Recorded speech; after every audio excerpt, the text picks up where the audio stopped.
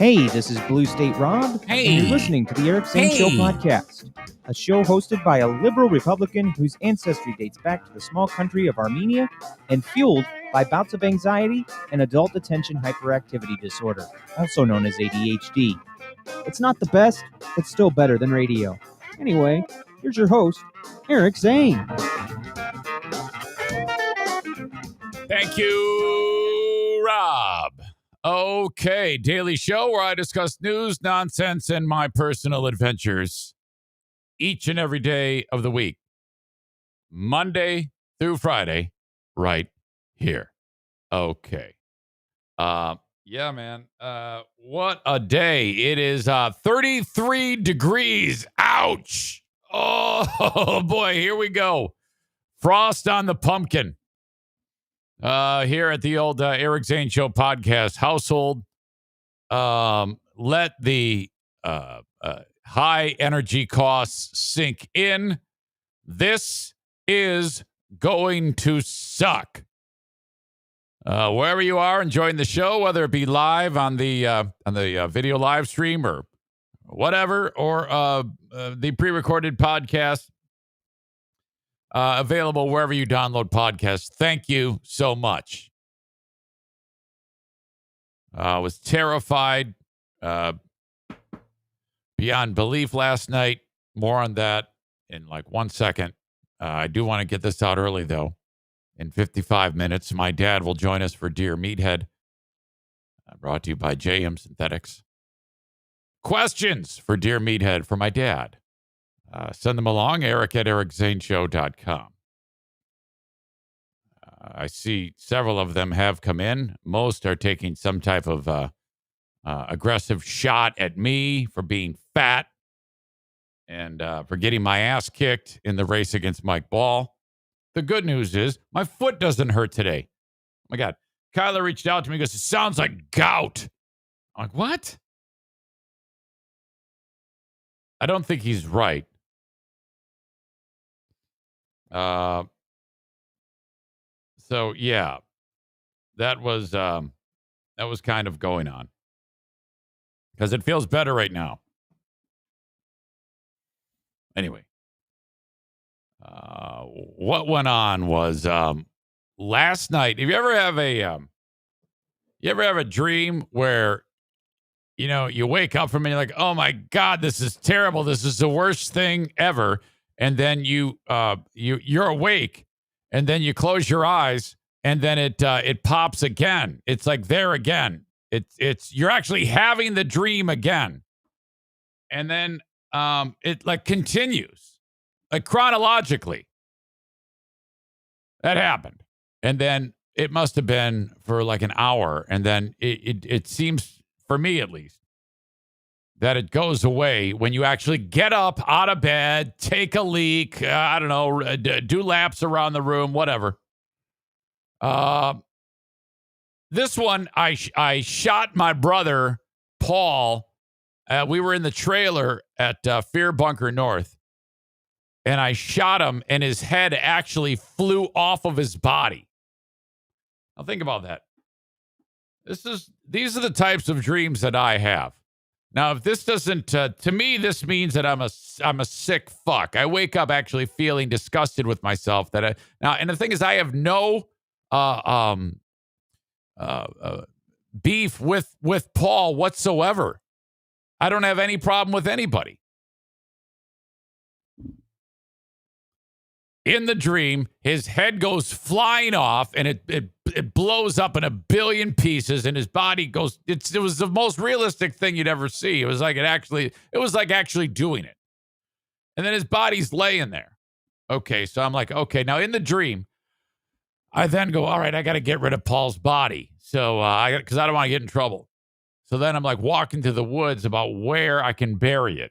I'm like, okay, this is as good as burying something in the desert. Then I'm like, yeah, but it's your property. Of course, that's going to be the first place that they're going to look is your own property. So I'm like, oh, fuck. I'm like, well, all right, I got to do this. I can't risk driving out to the middle of the state land and burying it. I got to bury him here. And then so like I'm digging the hole. This is so fucking real to me. I'm digging the hole and I'm like, I got to go deeper because they've got contraptions that can tell I'm dead. And then I wake up scared to death that I'm going to get caught. I'm not scared to death, or I'm not upset that I shot my own brother's head off. No, I'm worried about getting busted. What the hell? Why would you dream of killing your own brother? So that's kind of what went on the overnight last night. Just sickening. Now now if it were a dream, like if that was free beer in place of my brother, then I might be like, well, this is actually a dream that I don't want to wake up from. But no, it wasn't that. And then I went back into the trailer, and in the dream, he's starting to stink. Like his body's starting to stink in the dream. Like, what the fuck? I'm actually kind of embarrassed that I'm even telling you this. Tyler says, did you look in the mirror and see Alec Baldwin's face? What the fuck? All right. I'm getting various cures for gout. Terry says drink pickle juice. Yeah, I don't believe that I actually have it. Okay. This is a Kyler diagnosis. Okay. And in my opinion, it's not that great to take advice on from a so-called professional who cannot manage his own body. Okay? If tit size is ridiculously large, I am not taking any type of advice on health from a man whose tits are huge. So let me just get out in front of that now. No advice from Kyler.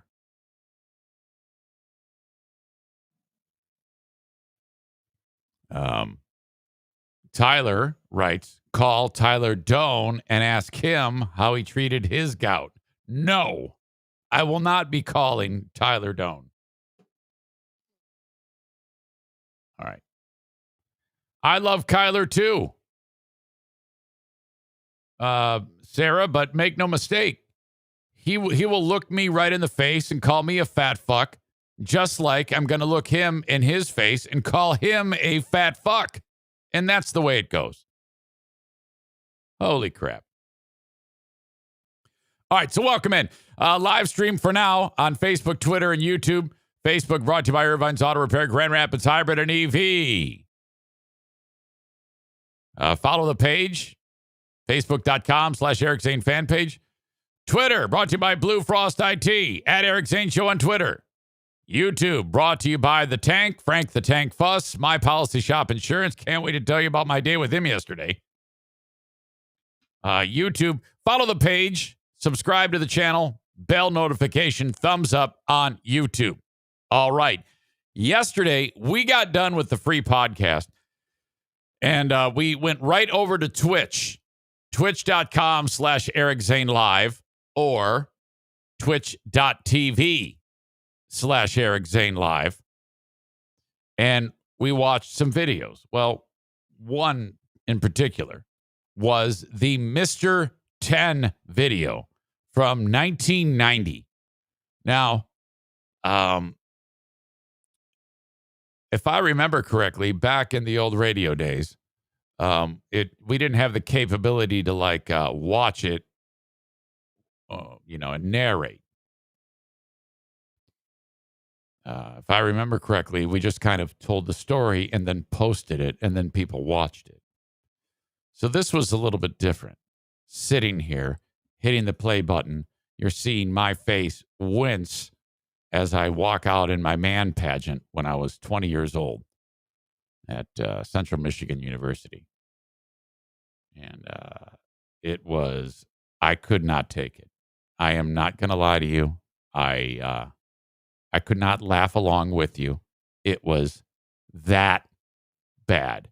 So much so that I said, well, I'm not doing this. I'm just not going to do it. It's that embarrassing. And I don't embarrass easily. Okay. And I said, it's not happening. And I stopped it. And then I looked at the comments, and everybody was like, oh, my God, you have got to let us see this. Most of us haven't seen this. You must show this. So I rolled it, but I left. I walked out.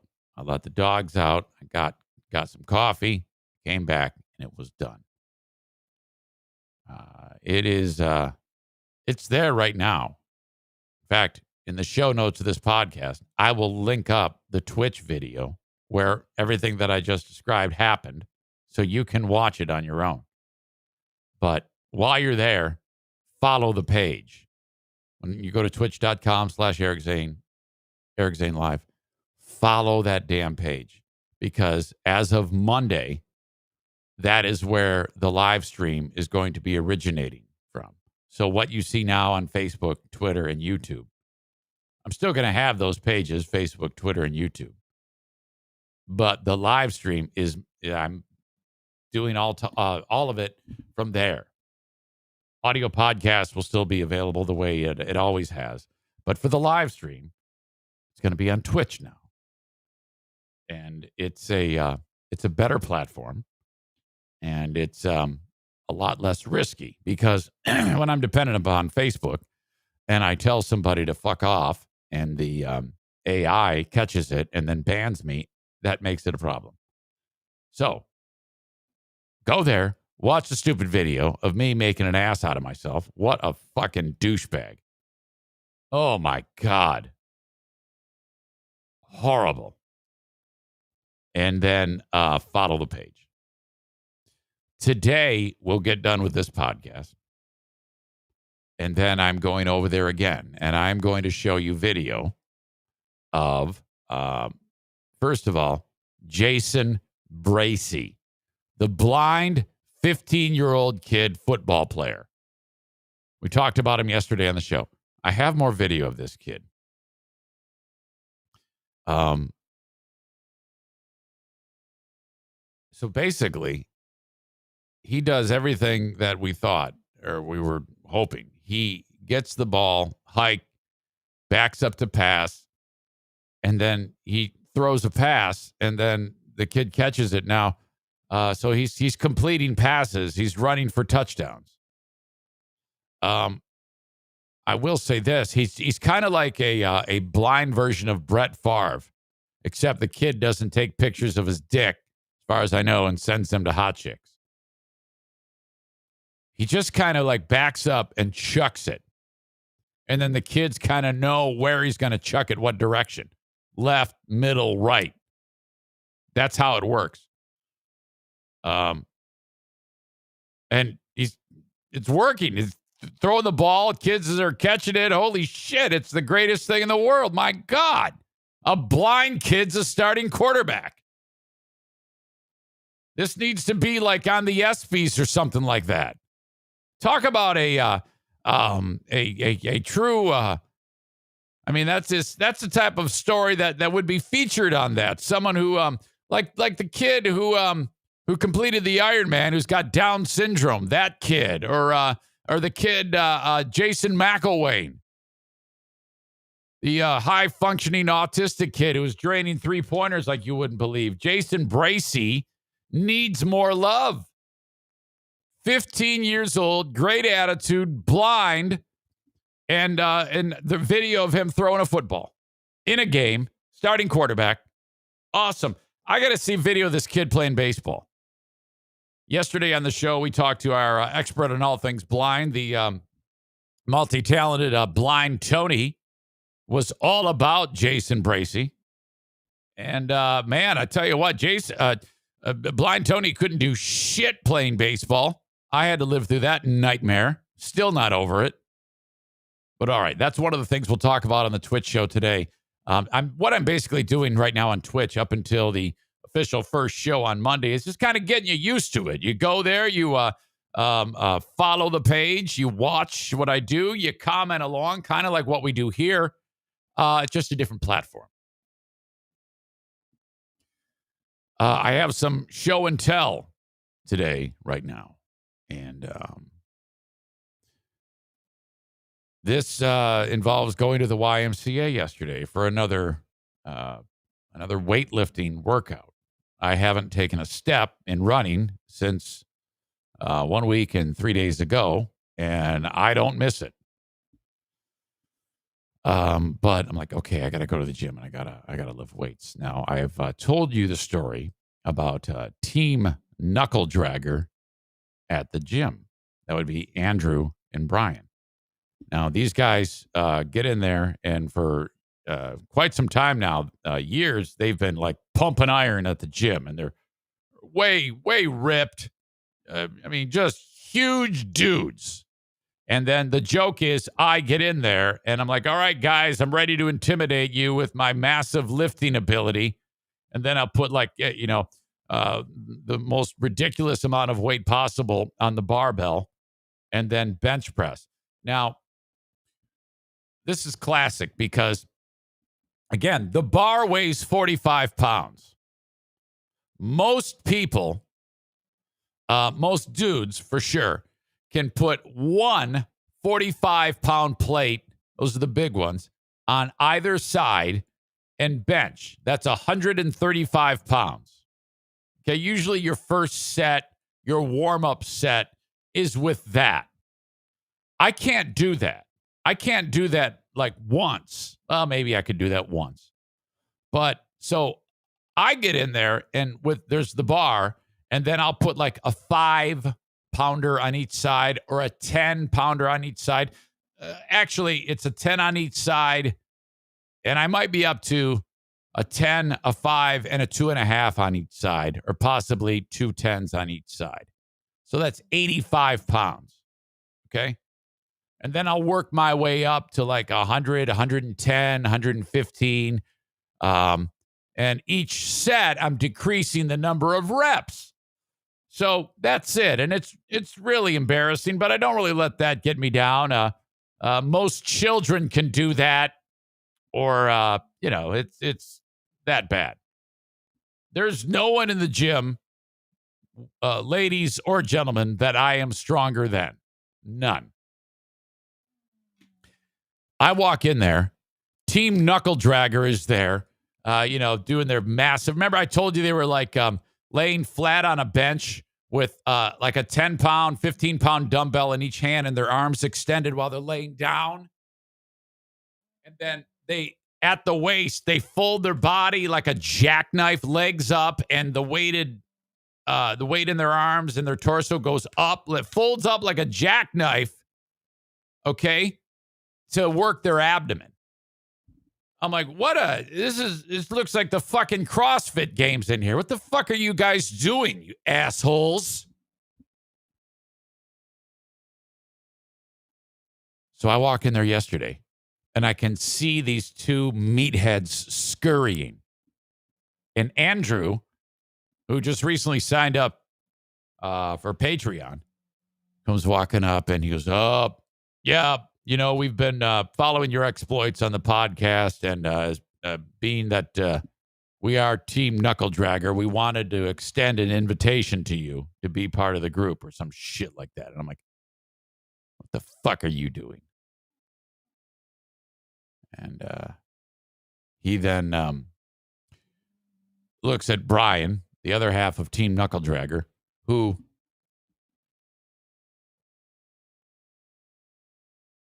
comes walking up with this box. And I'm like, yeah, we want you to feel comfortable here at the gym. And we want you to be part of Team Knuckle Dragger. So we got you these so that you can fit in with us. And I'm like, okay, is there something here to make my dick look smaller? Or, what are we talking about? I'm like, and this is like right in the gym. People are looking at us. Andrew's wearing a shirt that's like 15 times too small. Brian's the quiet one of the two. Andrew's kind of like the leader of this pair of dumbasses. And this is what they got me. I'll describe it for you on the audio podcast. You can figure out what's up. But remember I talked to you about a 45-pound plate, the 45-pound plates that there's no way I could lift anything. I couldn't bench press that. I couldn't squat that. Nothing. They got me styrofoam versions of 45-pound plates. So, these weigh nothing. And they go, that way, and this is fucking hilarious. I go, you assholes. So now they go, now you can take these 45-pound, it's crazy that they make these fucking things. They're like props. You can take these 45-pound plates, Eric, and you can put it on to whatever it is you're lifting, and people will think that you're strong and part of Team Meathead. I'm like, you assholes. So now I've got these fucking things. And I'm like, you did all of this. You really went the extra mile on this joke. And I think the audience is going to love this. So I appreciate that, Team Knuckle Dragger. Assholes.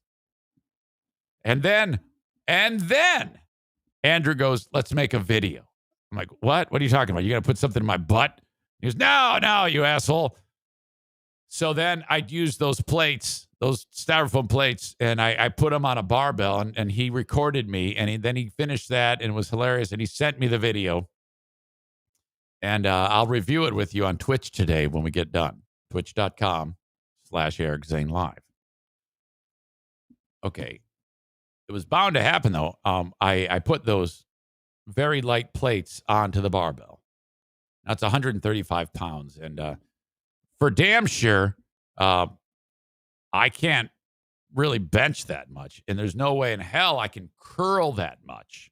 In fact, there's probably no one in the gym who could curl that more than a couple of times. Maybe Team Knuckle Dragger could. I don't know. But I then grab the bar with those plates on it and start curling it like a bunch, like it's no problem. And I'm like talking while I'm doing it.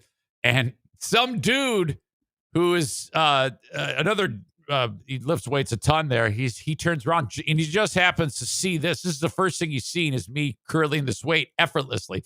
And then I flip my hands and I start pressing it over my head. I'm doing reverse curls. I'm holding it with one hand, doing fucking, Jack LaLanne over my head. And he comes, I put it down, and then he figures out what's up, and he comes walking up. He goes, holy shit. I thought for a second you had monkey strength there. Oh, yeah. So he thought it was like real. So it actually worked out. It was hilarious, and I will review that video with you on Twitch. Patriot Nick says, let's make a video. Kate says, got to have these guys on for a segment. Oh, they'd love that. That's brilliant. You can add your actual weight to the styrofoam. Thanks. Pellerito says, benching frisbees.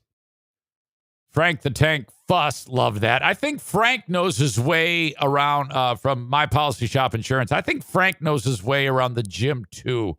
He looks to be quite thick, like his arms are busting out of the shirt and shit like that.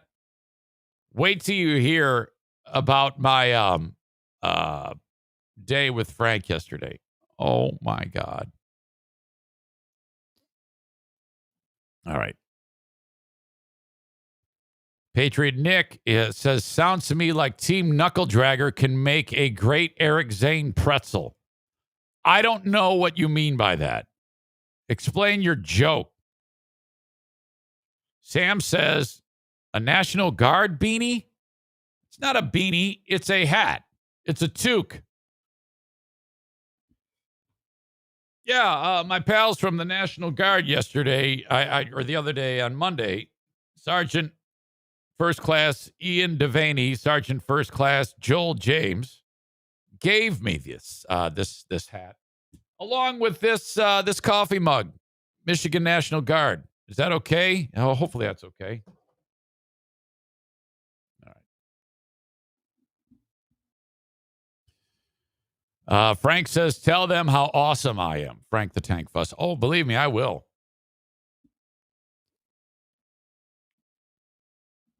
right. I'm already annoyed with you guys.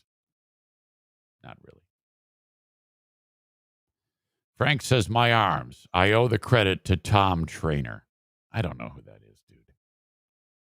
Who the hell is Tom Trainer? Yeah, Frank, if he wears like a XXXXL, it still looks like he's wearing a small. The dude's so jacked. He's one of these guys who's, you can't really figure out how old he is.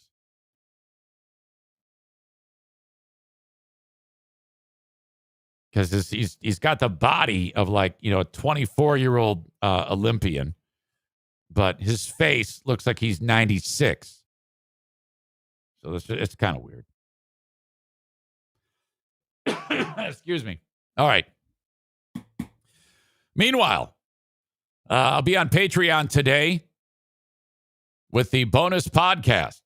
When this one finishes, there's more podcasting to do. In fact, today's a real busy day because I've got the Twitch stream. I got to throw that up.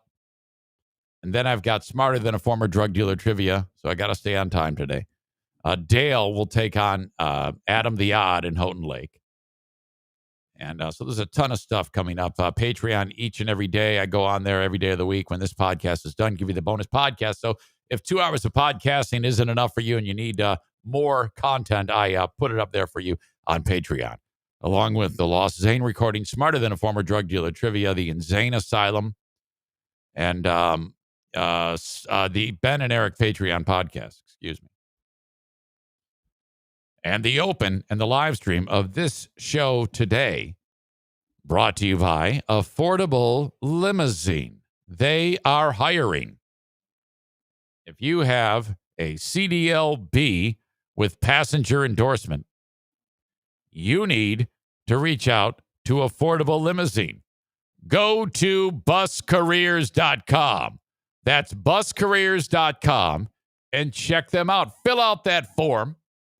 And they will contact you, okay?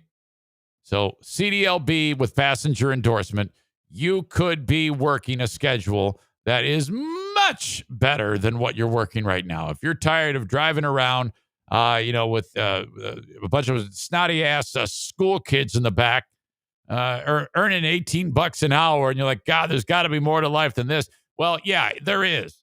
Take that same type of experience and now, I don't know, earn about double that and work on your schedule.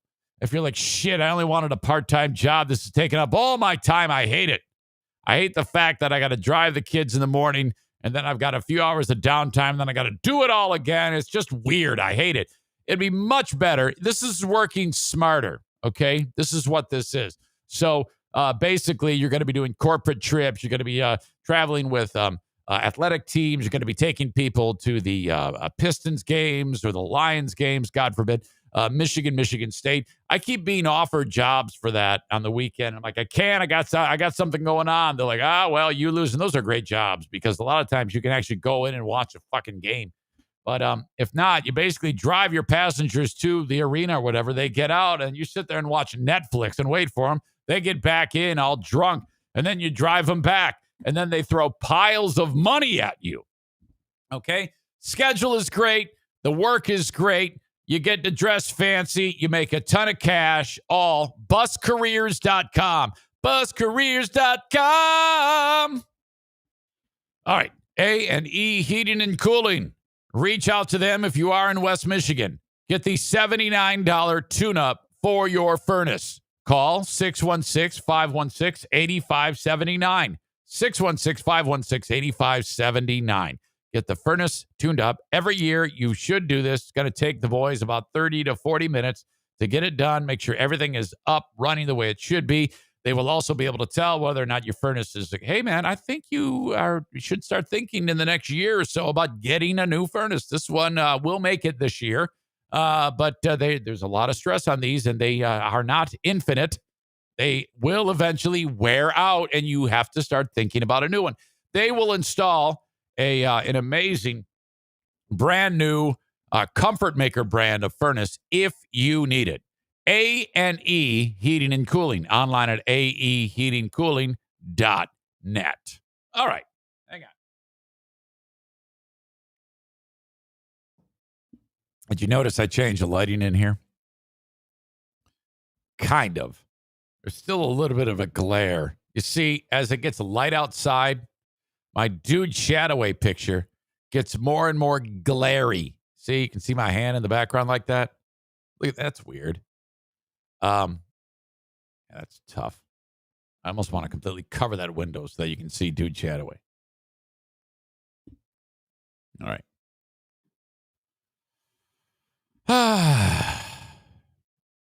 Jason says you're going to shuttle people from wedding reception to hotels and okay.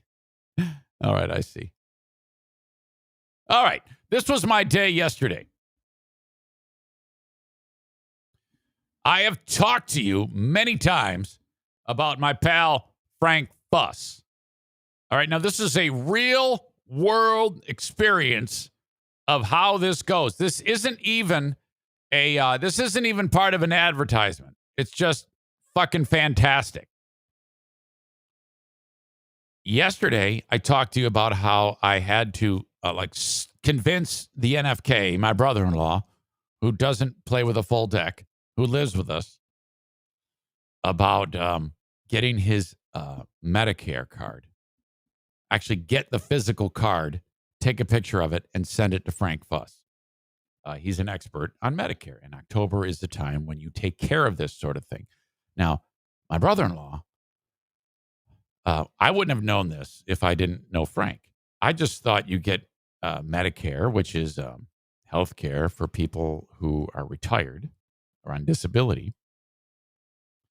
And you sign up, and then that's it.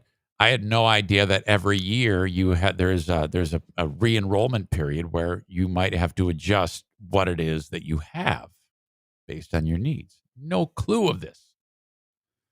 And this falls into the Eric realm because I am in charge of things like this, his health care, scheduling his doctor's appointments, getting him to and from the doctor. And so this is kind of in that realm. I'm in charge of getting his taxes done. And I'm like, Diana, I'll do all that. You have to clip his fingernails. That's the trade-off. I'm actually winning out in this. No one clips his toenails. We actually take him to the doctor to clip his toenails. It's that bad. And to get his feet shaved. I'm not even kidding. So I get the card and I send it to Frank. He starts asking me questions. Not yesterday, but the day before. And, I'm like, all right, I don't know, man. What the fuck? I just gave you the card. Now what I gotta answer 50 questions. But I'm doing it. You know, he's asking me full name, date of birth, all this shit. And then within a few minutes, I can absolutely save him money without boring you with the details. He goes, there's all sorts of things that can be done to save money. Oh, okay, great. So set a little time, had a phone conversation with the tank. He calls me up. No doubt I had to have someone help him pick up the phone because his arms are too far out from his body because his lats are so jacked. Hey, can somebody hand me the phone and hold it up to can someone hold the phone up to my ear? My arms are too big. I can't quite get the phone to my head. Somebody push speaker. Bah!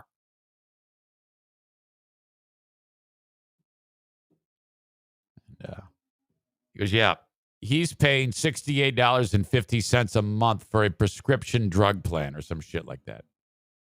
I go, yeah, so what? He goes, I don't understand that. Again, I don't understand the voodoo of how he does it. He goes, that should be no cost.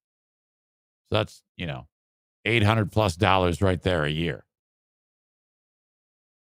And the medicine that he gets for his epilepsy, he can get that for $8 a month or $0 if it's delivered to him. And I'm like, well, this is so fucked up to me that in healthcare, you can get more and pay less. So if I drive and pick up the medicine, it's $8 a month. But if they bag it, put it in a car and drive it to my house and deliver it, it's $0? Okay. Sounds like a plan. Then I said to him, I go, well, Okay, this is great because he pays $200 for a 3-month supply of this epilepsy medicine. He goes, oh, shit. Well, I mean, now we're looking at it's over $1,600 a year in his pocket. Yes. And I go, okay, great. Sounds good. Sign us up. And then we're just getting ready to hang up. I go, oh, one more thing you might want to know about. Yeah, he's getting his neck opened up like a fish. And they're gonna do a laminectomy on his spine. Silence. What?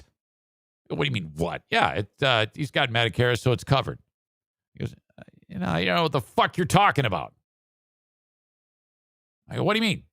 He goes, yeah, the policy for your brother right now is shit. Okay? He's going to be on the hook for 10 to 20% of the cost of this procedure, you stupid idiot. I go, what?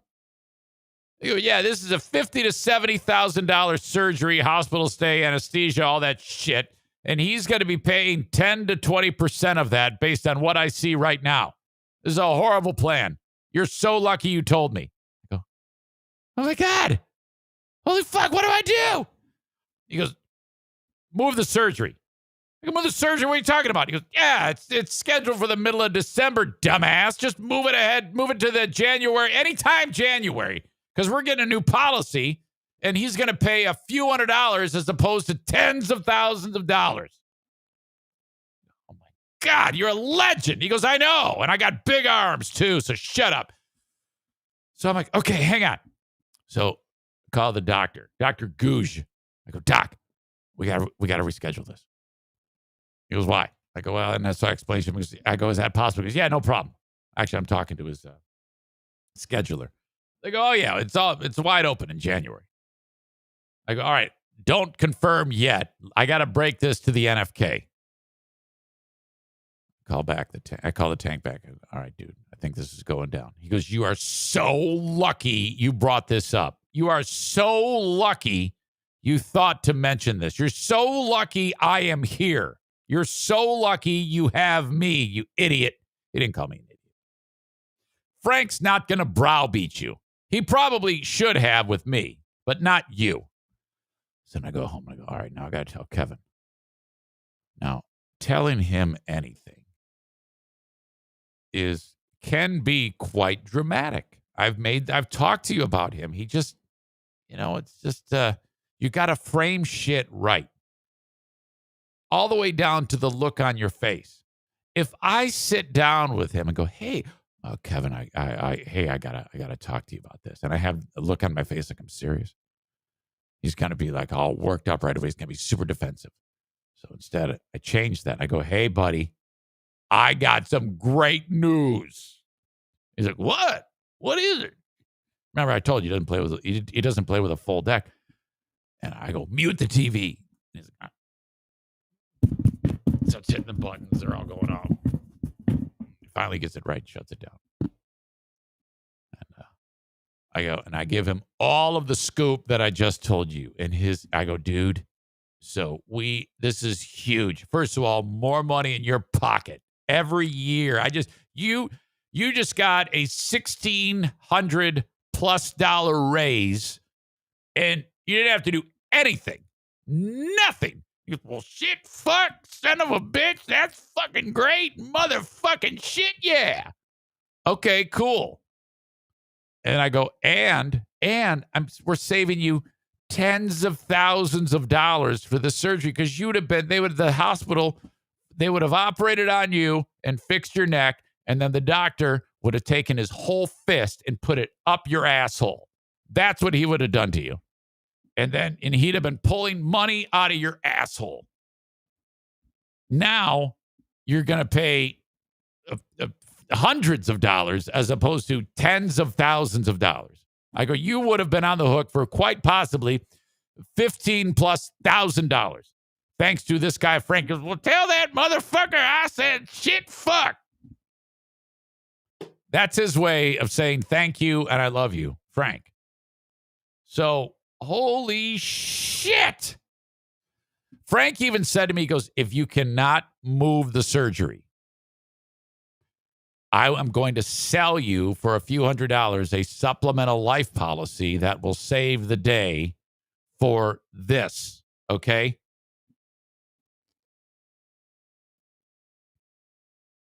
So unbelievable.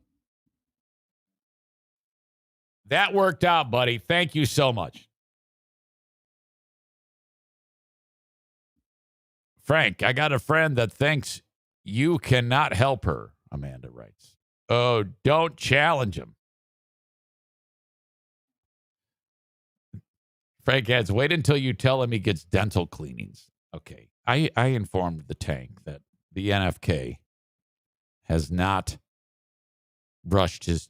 Okay, forget not seen a dentist in decades. Hasn't brushed his teeth in years.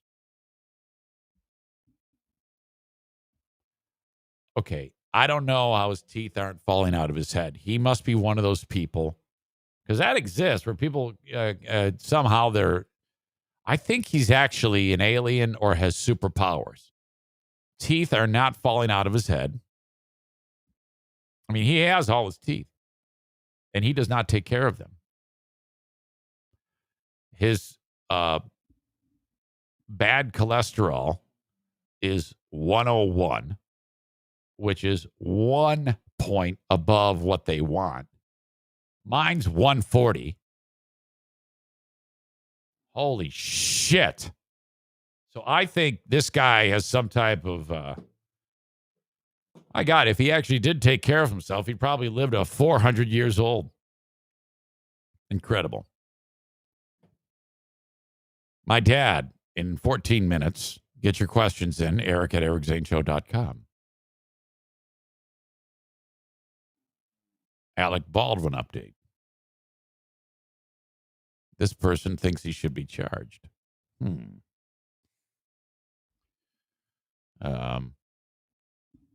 Firearms expert says buck stops with Alec Baldwin in tragic film set shooting. Experts have weighed in on the Alec Baldwin shooting, saying the death of the cinematographer on set was avoidable, and Baldwin is not blameless. Uh-oh. This is just one dude's opinion.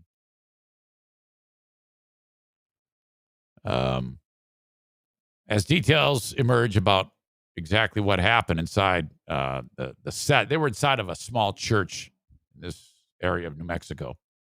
And he was, what he was doing kind of like a cross body draw, I guess, for the shot. And then he pulled it out and then boom, whatever happened, happened. Firearms experts say the 63-year-old should have known better. Special effects and firearms expert Steve Wolf has told the New York Post that Baldwin, who is the producer in this film, should have looked himself. Like, basically, if the armorer says, cold gun, here you go, it's good, you shouldn't trust him. You should always do your own check. I don't think that that's unreasonable, actually. I think that actually, I think goes without saying. So, yeah, I guess I can see that. But I don't know if... I guess that kind of would make him somewhat negligent in this case, if that's kind of like the norm, you know? This person writes, if you're capable of memorizing 100 pages of dialogue, you can memorize 4 lines of gun safety, according to this expert. If that scene required him to put the gun to his head and pull the trigger, I'm sure he would have taken a look inside the gun. Wouldn't you? That's really not unreasonable, what he just said. And then he indicated that as a producer, the buck stops with him. Oh, boy. Don't point guns at people. Don't point guns at anything you don't want to put a hole in. Now, yeah, that's true. But this is a film, and that, you know, it's not an excuse, but still, there's you go into this that this is all pretend. This is make believe. Still think he's kind of right on that. That you should. That should be the norm. Whoever is handling the weapon, that process should always, even if it is a weapon that's loaded with blanks. And again, we still don't know. No one's said 100% sure there was a live round. That gun was charged with a live round. I can only guess this was a revolver, old school Texas style pistol, you know, since it was a Western movie, some type of old Western, I think. I guess I wonder if we'll ever even see this movie. I'm guessing everything's fucked. You know, they've just shut it all down. Won't ever be made. If they do make it, everybody's going to go see it, right?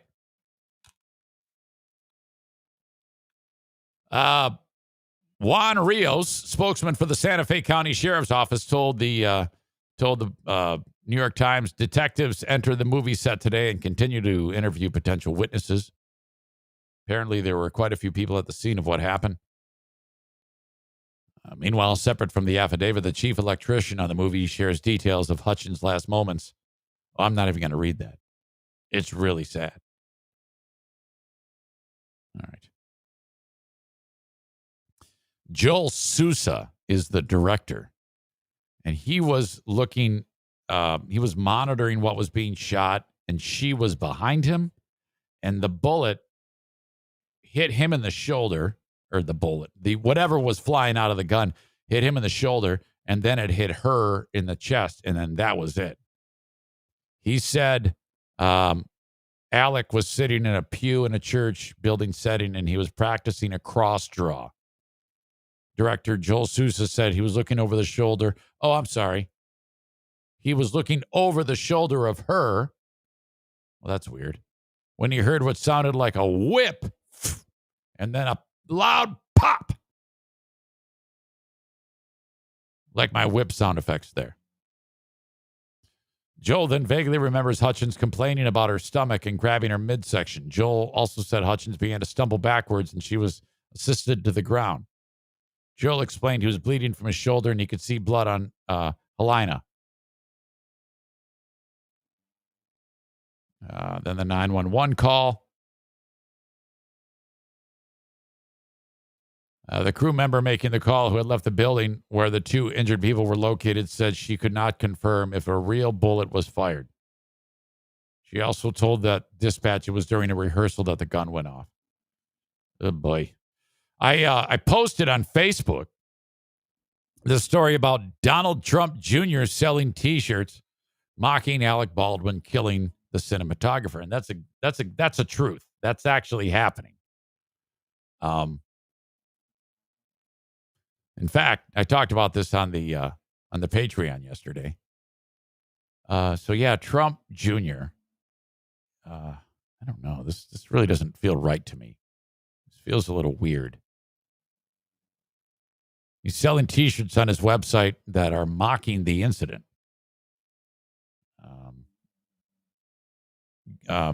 Guns don't kill people. Alec Baldwin kills people. That's what the T-shirt says.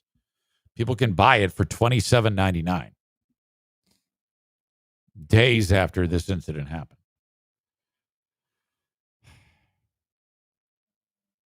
Trump also took to his Instagram to share a meme that said, "Let's all watch Alec Baldwin blame the gun."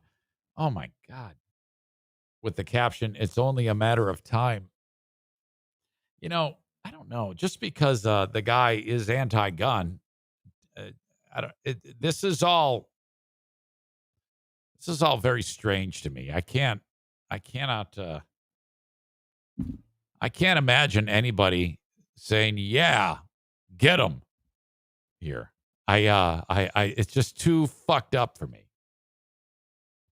I don't give a shit about him making fun of Trump for years on Saturday Night Live. Who hasn't been made fun of? What president hasn't been made fun of on Saturday Night Live? And who gives a shit that he's anti-gun? Does that mean that every anti-gun person deserves to die or deserves to have this type of fate upon them? I don't know. It's just, it's too much for me, you know. I don't know. Maybe you're like, who gives a shit? He killed somebody. Let's get him. That's just really, really fucked up.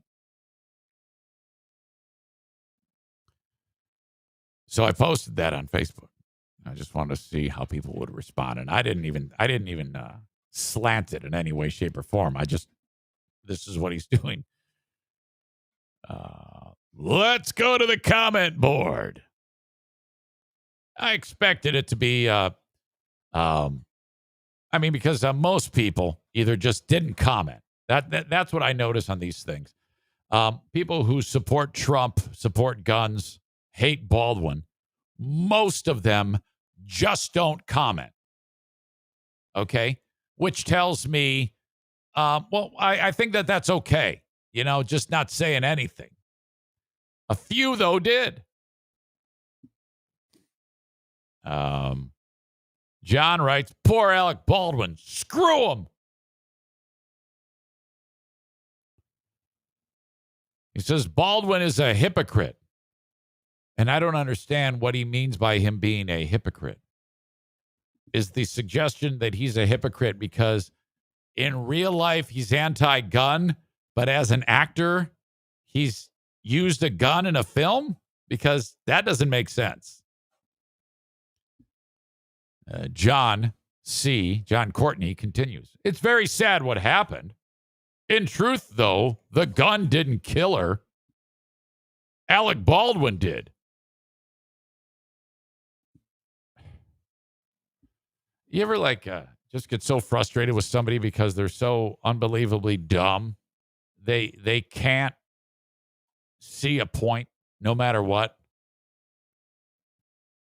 Now they're just so off the beaten path that they're just too far gone. You can't ever rein them back in with some common sense, you know? Trump makes a valid point. If the shoe was on the other foot, the media would be so exploiting it, all the while taking in advertising dollars with every milking second. Too soon? Too misspelled. Maybe. Poor taste? Depends. First rule when handed any gun when you are told it's not loaded, make sure yourself. Well, you're kind of blending a lot of shit together. I mean, I agree with that. You should make sure. But I don't think it's a good idea to mock the guy who just killed someone. Too soon? Yes. Poor taste? Yes. That's what you need to say. He says depends. Like there's a time that there would be good taste for this type of idiocy. Rob writes, I'll take 2 t-shirts. Fuck.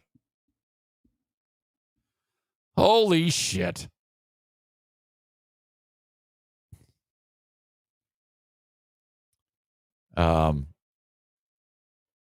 Nick says, you'd think the multiple on the live stream says, you'd think the multiple negligent discharges would have made everyone act with an extreme abundance of caution. Amen to that. That's why I think this is going to be a huge lawsuit.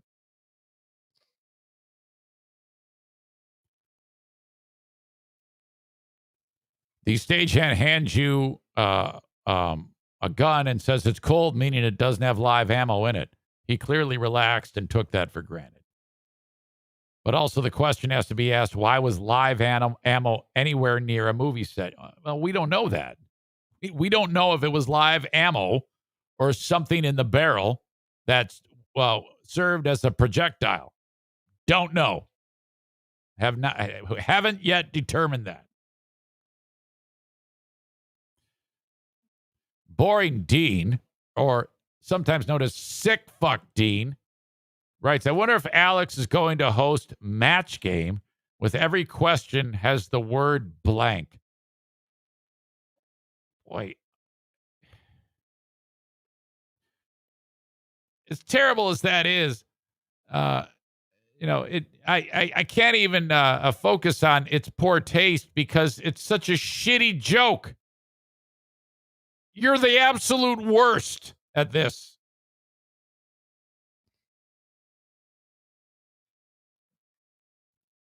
All right.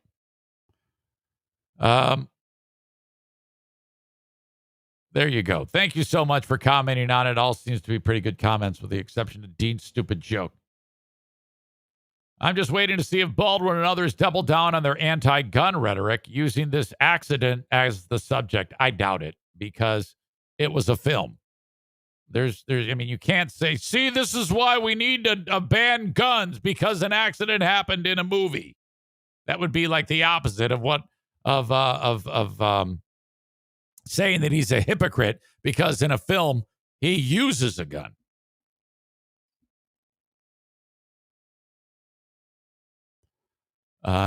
Dirk writes, it could have been a squib round, like what killed Brandon Lee, but the article said Baldwin was practicing his draw. He'd have to be squeezing off rounds with the primer and bullet loaded. That's loud. All right. Well, it's a frickin' shit show to be sure. And we shall see. Get my dad in here in just a second. Irvine's Auto Repair, Grand Rapids Hybrid, and EV. They sponsor the Twitter live stream that just happened. Thank you so much for that. 616-532-6600 or online at irvines.com. ERVINES. Check them out online if you need more information. Servicing domestic, Asian, European models of cars.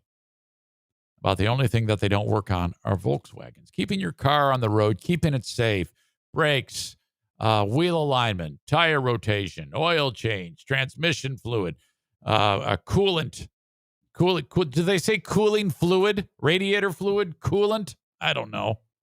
Anyway, you're going to go there. They're going to say, you need this flushed out too. What are you talking about? Yeah, your transmission fluid looks like shit. What do you mean? Well, look, here, I'm taking a picture and I'm sending it to you. It'll be in your little, it's all done electronically. This is what normal coolant is supposed to look like. Transmission fluid, I should say. This is what yours look like. Shit brown. It's awful. Change it. This is how you keep your car on the road longer and keep you from having to buy another car because of a breakdown. You know?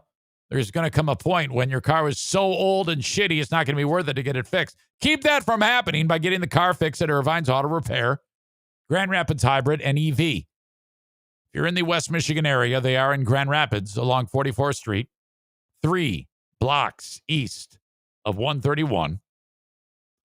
Street is called Stafford. Can't miss it. When you're driving down 44th Street and you see Stafford, look down the street, you'll see them right there. Then you know where they are. The Mario Flores Lakeshore team of Van Dyke Mortgage says that they're going to get you into a loan. Okay. Like, Zane, I can't get in a loan, man. I got a divorce and the credit is shitty. I had to pay a whole bunch of money for lawyer fees on my credit card, and this is terrible.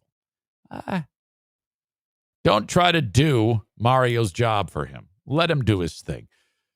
Give him a call, 231-332-6505. Now, if you have a great credit score, this is easy. Piece of cake. If your credit's in the dumper, a little bit more challenging, but he's up for that. 231-332-6505, NMLS number 3035. You can still get a mortgage if your credit is spectacular, below 3% fixed. That's awesome. And that's going to save you a ton of money. I recommend going with a 15-year fixed if you can. That'll get you down to quite possibly like a 2.65% if your credit is good. And then you're paying that home off that much faster, saving thousands of dollars. The Mario Flores Lakeshore team of Van Dyke Mortgage, please mention that you heard about him from me. Giving mortgages and taking care of mortgage needs from anywhere in the U.S., for anyone in the U.S., I should say. I'm struggling. With the exception of South Carolina, Maine, Hawaii, and Alaska. So it doesn't matter where you are. We got a paintball event coming up with TC Paintball. That is November 21, Paintball War 16, the Pilgrim Slaughter. I think I've said that wrong every time. Different every time. But anyway, that's what I'm calling it right now. If you want to play paintball with me and the rest of the Zaniacs, reach out. Eric at ericzaneshow.com. I'm getting a head count. The entire event, 3-hour event, is going to cost you just $35. Just come as you are. wear some crappy clothes, paint, gun, mask included in your cost. You get the pizza party from BC Pizza beforehand. All good. Thank you, TC Paintball, online at tcpaintballgr.com. And again, I need you to reach out to me. So if you're a regular, I don't even think I've heard from any of you. I might have heard from one. I can't remember who. Kevin Kuipers, Tyler, I'm talking to you. Throat Slash Dale, Maze, Tarantula Farmer. What do you call it? Gabe the Honduran and your pack of Mexicans.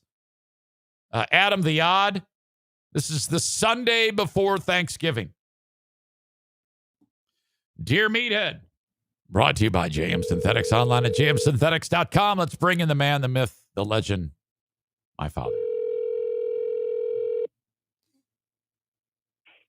Good morning. Dad, how are you? I'm doing well. And how about yourself and your family? Doing great, Dad. It always makes me smile when I hear your voice. Thank you. God bless you. You crack me up, buddy. Well, so this is great. I'm going to see you for a little bit at least coming up this weekend. Yeah. Yeah. Hey, what day you coming anyway? Well, Dad, me and let's see.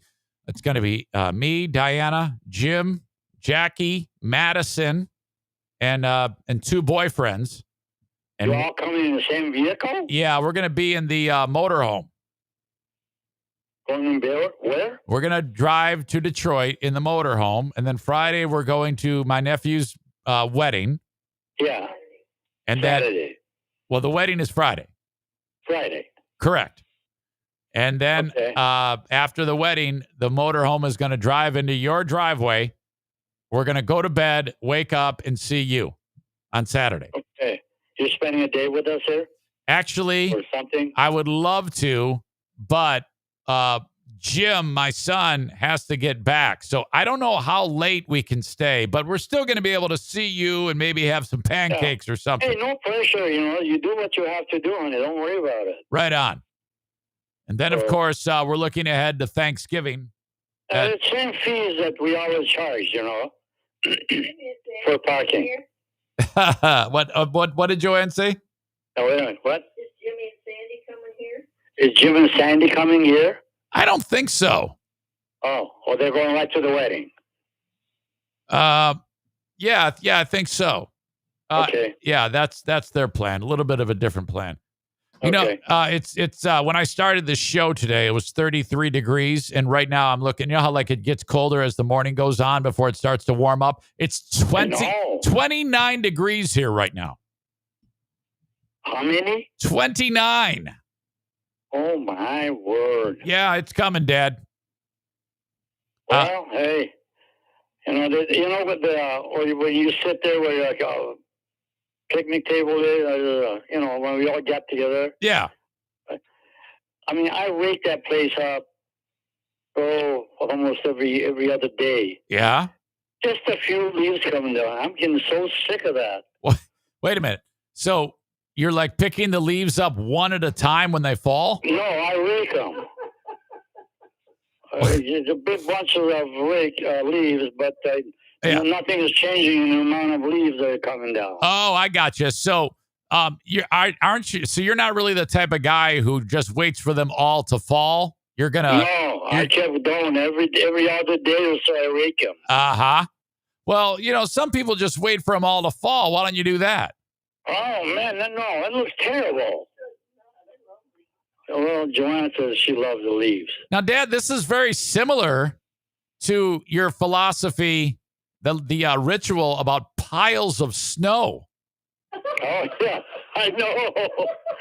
Oh, my God. Because if I remember correctly, if you have piles of snow, when the days start to warm up, don't you take shovelfuls and throw them around your yard? Yes, I do. Yes, I do. Oh, my gosh. That's hard. So that they'll melt quicker? It's what?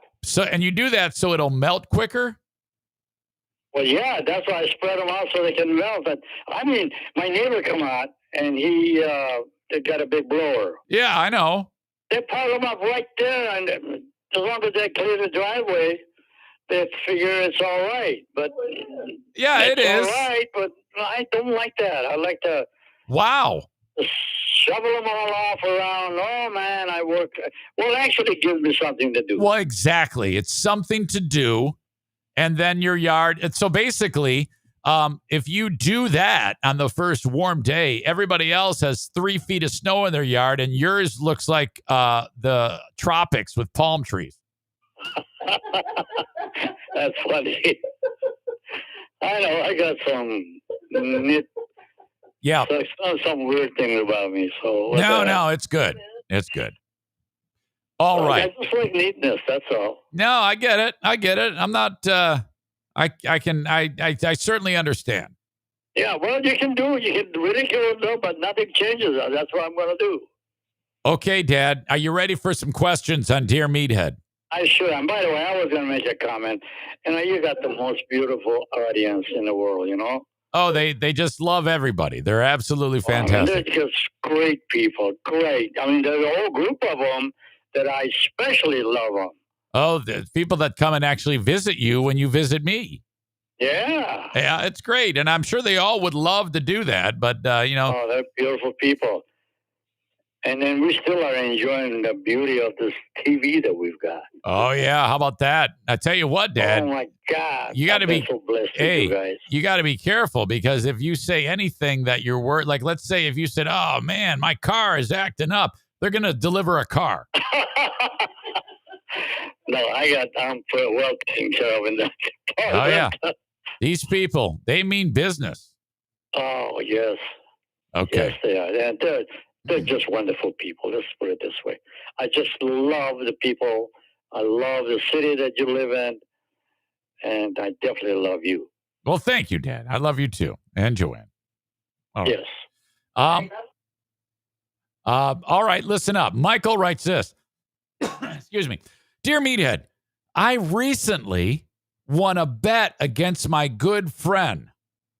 When I see him, I want to taunt him. This is Michael Ball writing this. I want to taunt him and rub it in his face. Can you give me some tips for winning graciously? What was the problem that he wants to rub it on his face? Well, I think what happened to him was he was in a race, like a foot race, a half marathon, and he won by a lot. Like the guy that he beat was kind of a loser.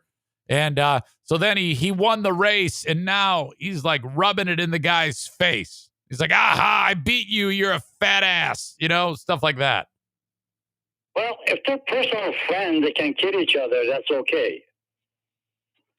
But if they're not, and they're both serious about the winning, and they're going to rub it in, it might set a little, hard feeling. Yeah, you got to be careful. Yeah, the question I have is, then what does he gain by doing that?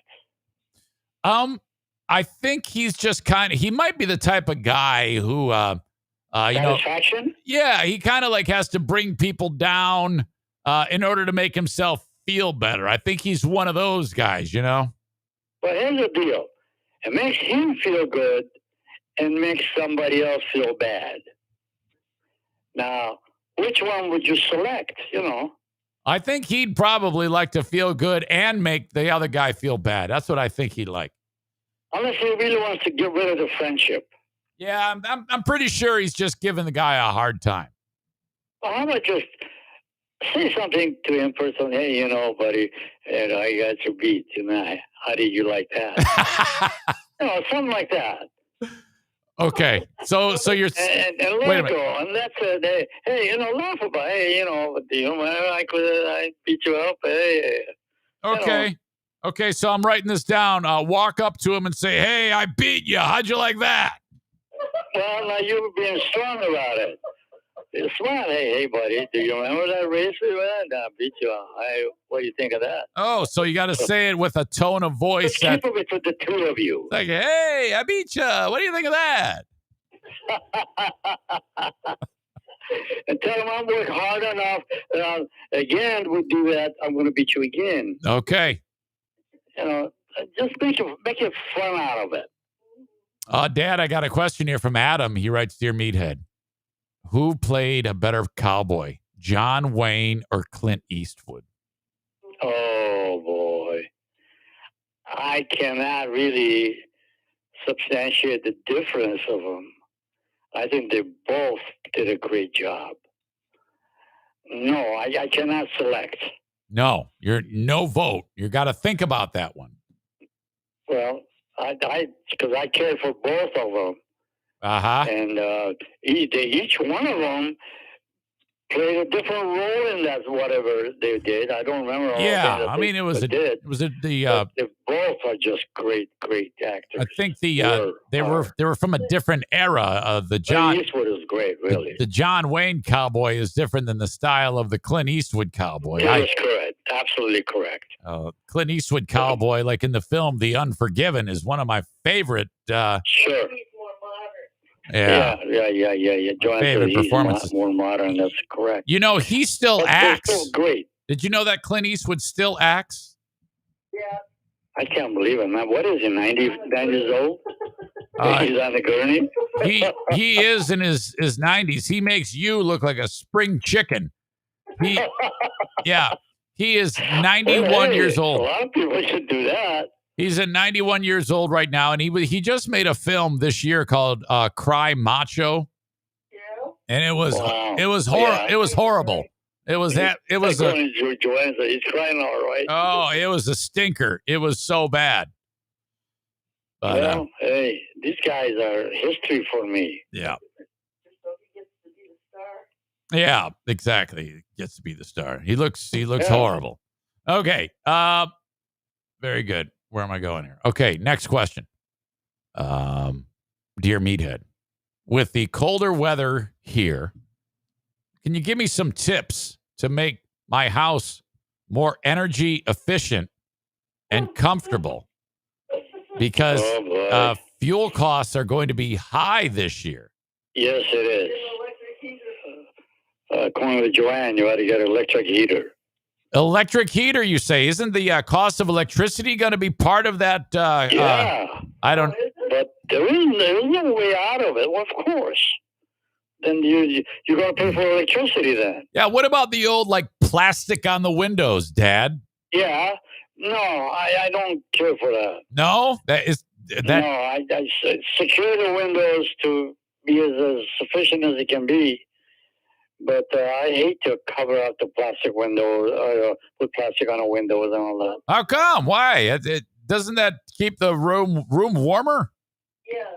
Yes, it does. It kind of limits that. But I hate that all that gizmos hanging on by your window. And she says, well, you don't see it. But if you put that thing around there, like if I put that in the front of my this one window that we sit there and watch television, then I can't see what's out there, really. See right through it. Yeah, it's not it's not a blue tarp. I know. Still, it messes up my view. It helps. It does help the heat. Okay. I wrote down, I hate all those gizmos hanging by the window. Yes. All right. At the crack of those windows, I can see the cars going by. Oh, well. I like to see that. Maybe a little more insulation in the attic, Dad? I don't know. Maybe some of that... my house is insulated. Well, I know, but he's looking for tips on how to get the house warmer. Yeah. Well, just hanging all that curtain-looking thing. Yeah. It might do something. I mean, I'm sure it would do that. It would reduce the incoming of the cold air. Yeah. You know. I think he might have you stumped on this one, Dad. It sounds like you're struggling a little on this one. I am. I'm really... All right. All right, Dad. Listen to this one. Aram writes, Dear Meathead, first of all, before I read his email, he's referencing something from years ago. Do you remember when I was at college and I was in that muscle pageant? Oh, yeah. I remember. Okay. He said, Eric recently shared the video from that man pageant. What was your impression of his performance when you first saw it? I couldn't believe you did that. Oh, I can't believe it now. Well, I mean, when you're young and youthful and something comes up in your mind and it's kind of strong in your mind, you do it and you have no embarrassment or nothing. Ugh. It's okay. But when you look at it later on in your real life, yeah, you're questioning your own ability of the things that you did. Yes. You know, according to Joanne, you looked handsome. Yeah, but there was just so much wrong with it. Remember the rose that you threw? I threw the rose. Here you go. It was fun. Did it hit anybody when you threw the rose? I don't know. It probably, a thorn probably actually entered someone's eye. Eric, you have caused a lot of laughter in my life. That you did. Maybe, but my intention was not to get laughs. I thought that. I know you're trying to be a winner of something, whatever it was. So bad. But it was exciting to watch you do that because you had no embarrassment or nothing. That was. I thought you should have gone out there with your underwear. Oh. So bad. Man. Oh, really? All right. Well, the audience sure gets a kick out of that. I actually shared, I got my hands on that video and I shared it with them. And now they once again, it makes the rounds every few years, and they have once again been reminded about how ridiculous it is. And everybody's having a good laugh. Well, hey, that was the thing to do in your mind, so and you did it. Well, as long as you do things that does not bother or cost or hurt anybody, it's cool. Yeah, I guess. As long as they had a good time. But, man, I felt like a jerk. All right. Well, hey, it gave me a lot of chuckles. Yes, it sure did. I could hear you screaming in the background. You have people, if they listen carefully when they watch that video, they can actually hear you. So you're going, hey, come on, guys. So that was what? How many years ago? That was 90, so 2000, 2010. So that was 31 years ago. Oh, my God. So that would make you 56, 56-year-old dad, which is just a handful of years older than what I am now. Wow. Remarkable. Hey, by the way, I got to show you a picture when I come see you. I've got a picture that I actually found I was telling the audience about this. When I was a baby, you and mom, well, pretty much mom, had a baby book, okay? Like with, you write down the milestones and maybe put pictures in it and stuff like that. And I found that book, and in that book, it's a picture. There's a picture of my mother holding me next to my brother Michael, and it says August 21, 1970, Eric's first trip to Grayling. Yeah. Oh my God. Yeah, my 34-year-old mother is at where the fire pit is, sitting there. I'm like, oh my God, this is incredible. That's the first time How did you come up with that picture? My mother, not that long before she got sick, she gave me that book, and so I've got that book. So that's that picture. It's incredible. Wow. Yeah. So I'll show that. I'll show you that picture. It's just pretty cool to see that we're on the property. That long. What year did you buy the property again? When it had all the trees on it and you had to clear the land? I can't remember. Well, I mean, if that's 1970, it had to be sometime in the 1960s, I'm guessing. The only memory that I have of that property when we bought it was we had a camper trailer. Yeah. It was a little thing. Yeah, we all slept in it. Yeah, it was like I remember you describing it as a pop-up camper. It was a pop-up camper. There was nothing else. We went there. There was no trailer. You didn't have a trailer there. Right. And we were cutting trees and cleaning up and trying to make it livable. And there was, as you entered your property, the driveway, I mean, there was nothing. Right. There was like 1, 2, 3 trees in a row all the way down to where your trailer is. Right, Dad. I'm trying to pinpoint this. I'm going to ask Mike about when he started to go up there, because Mike was 12 years old in this picture. So maybe he can shed some light on it. And then I start cutting those trees down. Right. I cut every one of those trees to make it a whole road, which took me God knows how long. Yeah, that's a lot of work. Holy crap. I can't even imagine that area being just full of trees that you had to bring down. Holy cow. I mean, it was 3 trees. As you drive into that property, and it's down that hill line. How many? 3 rows of trees going all the way up to where the trailer is. How many people and dogs did you kill cutting down those trees? No, and listen, we hired this one guy, Jim Gowdy. Yeah. He and where at the your property ends and then go into the woods. Correct. He trenched a deep trench, and we put all of those woods that I cut in there. We burn it. We burned it for days to get rid of all those logs. Yep, I remember that. I remember you. Well, I don't remember it. I remember you telling me about that. We really paid a piper to work in that joint. Wow. Well, you're enjoying it now. I'm writing this down because I like to write down your meathead-isms. We really, we really paid the piper to get that joint. Yes. And then that one area that you and I just cut it, which didn't need to be cut, all we got to do is pull it out. You remember when I was there last time with you? Yeah. Easy work. It was all rotted out. You couldn't budge that thing. It was a big tree there.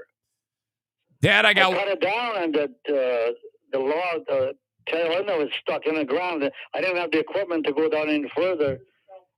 The stump rotted. And then you and I just dug it up. That's exactly right. It was a team effort, Dad. Yeah, rotted wood. All right, Dad, I got one more question for you. All right, lay it on me. Dear Meathead, Joe writes, I hope you are doing well. I have a dear friend who used to do great athletic events, but he is now eating himself into obesity and diabetes after a devastating loss in a foot race. He has anger issues, so I don't want to get beat up. What can I tell my friend so he starts making healthier choices and we stay friends? Thank you. I love you, Joanne and Ruben. Well, that really is a very heavy-duty issue for a person. A willpower is a strong tool to possess, to discipline yourself to do or not to do something, you know. Yeah. If he is, number one, he's got to get rid of the weight. And that's not an easy task. He's got to be strong enough person to do that. But you know what? The reward is so great. It'll take you 2 to 3 years to get rid of it. And, you know, I've never been an overweight person. So I can't really. Well, you were maybe at one point. I was overweight somewhat. No big deal. You got to respect your own body. Excuse me. You got to reduce or almost limit the intake of your food to get rid of that weight. Weight and diabetes go together. And it's killing you. Believe you me, if you can add 10 to 15 more years to your life by quitting it, please do that. And it's nothing that I can give you an advice except advice to give you a willpower. give yourself the willpower to be mad enough or a woman enough to quit taking down all the food that you can. Get yourself away from a table when you're having your lunch and dinners. Believe you me, it increases your life. All you're doing is killing yourself slowly and slowly, faster and faster. All right. I'm looking back. That was a lot, Dad. Yes.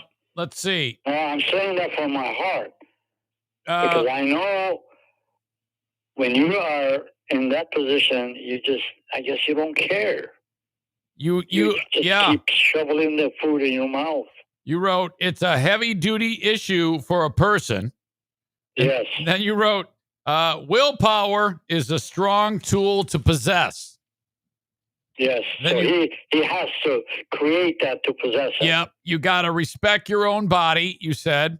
And then you said weight and diabetes go together. Yeah. As well as advice to give you a willpower. Be a man enough to quit taking down all the food you can. That's right. That sounds good. From the table as yes. far as you can. You got to be a man enough to quit taking down all the food you can. That's right. That one's my favorite. You know? Well, hey, I think I give him good advice. I think you did too. Are you kidding me? You always give good advice. There's no medicine for that. You are the medicine. That's right. All right, Dad. You have crushed it again, and I can't say enough how much everybody loves you and Joanne. And I want you to have a great rest of your day, and I'll see you in a couple days. All right, and I love you too, honey, and I really appreciate the opportunity to talk to the people that you have, because they are wonderful people. And occasionally, like I just did, I'd like to give that the advice that I think is possibly right. That's what you're here for. That's why they ask you these questions. They love the advice. Okay. You know? Well, I love the opportunity. Okay. Well, you guys have a good one, and we'll see you in a few days, all right? I'm looking forward to that. Come on down. Okay. I'll talk to you then. I love you, honey. Love you guys. You, sweetheart. Yes, sir. Likewise. See you, Joanne. Bye, honey. All righty. See you Bye. guys. All right. There you go. Bye-bye. Oh, my gosh. Holy crap.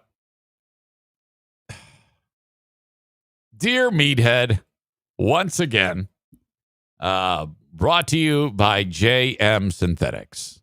So, you may have noticed, first of all, he has a distinct tendency to quite literally tell you stories that he just told you. Maybe not finish it up and, like Rick James and fucking True Hollywood Stories with Dave Chappelle. But hang on, I gotta clear my throat.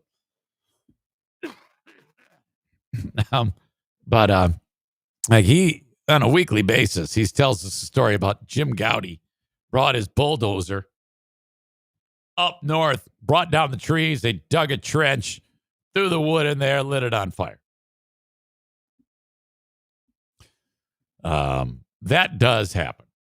And you just kind of like, oh, yeah, I remember that story. Of course.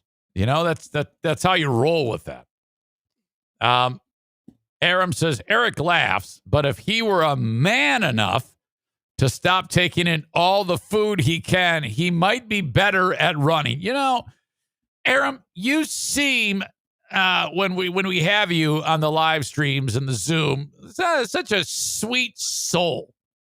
But, you get you behind a keyboard. You're a fucking keyboard warrior. What the fuck? Sam says, it seems like Jesus really took the a-hole out of your old man. Well, yeah, he was, I don't know what the deal was when he was, or how it came out of him or how it got in him, but, oh, fuck. You're absolutely right. There was some real dickish moments in this man's life. I think probably the worst was when he made fun of my friend Matthew Smith, who I'll never forget, and I've told this story before. We were playing in the backyard, and so I'm probably second grade. So I don't know, 7, 8, 7. Let's just say I was 7 years old. So that's how many years ago? So that means, wait a minute. How many years? 50, 49, 48, 76, 44 years ago. So what's 87 minus 44? I can't talk and do math at the same time. That would make him 43, right? He was in the yard working on something. And Matt and I were like playing with army men in the dirt. You know, maybe I've got my Bionic Man and he's got Evil Knievel. Sam says 36. He was 36. He could have been 36. 87. Hold on a second. 51 minus 7 is 44. So 87 minus 44. 43. Shut up, dick. That's it. You're getting 300 seconds for that, you asshole. I'm trying to tell a fucking story. We're sitting there playing Army Men. I got Bionic Man. He's got Evil Knievel. Sky Cycle. And Matt stutters bad. He still does to this day. And we're going, he's actually doing the stammer. And I'm just waiting patiently. I've got enough sense to just sit there. And here I'm fucking 7 years old. And he's stuttering. And then my dad stops what he's doing, puts down his tools, goes walking up to him, gets 1 inch from his face, and goes, like fucking Adam Sandler. Today, Junior. He actually did that. Hurry up. Finish it. Spit it out. And man, that traumatized both of us. What the fuck, man? The fuck just happened? I cannot. That was a different time, man. If Matt went home and told his dad about that, Mr. Smith would have, I mean, he was a Korean War veteran. He'd have showed up and beat the fuck out of my dad. What a horribly callous and a harmful thing to do to any human being, let alone a 7-year-old kid. Holy shit. So, and then the years of drinking, alcohol abuse. Holy shit. He was mean as fuck to Joanne, and finally she said, enough. I have had it with you. Enough. Stop drinking or else. And it finally got through to his head. All right. God bless Bennett Flooring Installation, 616-318-0167. World-class flooring installation right here in the community that I live in, West Michigan. If you live up in Grayling, don't call. They're not going up to Grayling to put your fucking floor in. You live around West Michigan, call. They're going to measure the room. Yeah, it's going to cost you this amount of money to put this flooring in. You've already saved a ton of money because you ripped the old stuff out and you bought your own on your own. You went and purchased your flooring from Kent, dropped the E out of you, and you're good to go. So let's get the flooring installed. Hardwood, laminate, vinyl plank, tile. If you were going to put tile in, whatever it is, carpeting. You're going to put carpeting. They'd put it all in. Bennett Flooring Installation. By the way, I recommend that if you're going to put carpeting in, don't have pets. Jacob said that a million times. He goes, oh, God, it's just the worst, the absolute worst. It's true. There should be no carpeting in a home that has even one pet. None. It's just a disease. It just sucks dog disease and dog jizz into your carpet. Don't do it. Put some other flooring. Put an alternative flooring on. Put anything down. Put a vinyl plank with a throw rug on top of it. Doesn't matter. Just no carpeting. No wall-to-wall carpeting. Hang on. You ever know anybody who put Carpeting in a bathroom. Oh. Ooh. Or that shag thing that goes around the toilet. Why are you doing that? It's just collecting everyone's piss. You idiot. Anyway, have the flooring installed by Bennett Flooring Installation. 616-318-0167. I spoke at length earlier in the show. It was part of the content. It wasn't an ad, but it was part of the content for My Policy Shop Insurance. BuyInsuranceHere.com. Okay. Enrollment for Medicare is winding down. You can still take advantage of this if you or someone you love takes advantage of the Medicare system. And how it worked for me, as you heard, was, I just said, all right, here's the NFK's information. Can you take a look at this with your expertise and tell me if there's any way I can get more and pay less? And that's exactly what happened.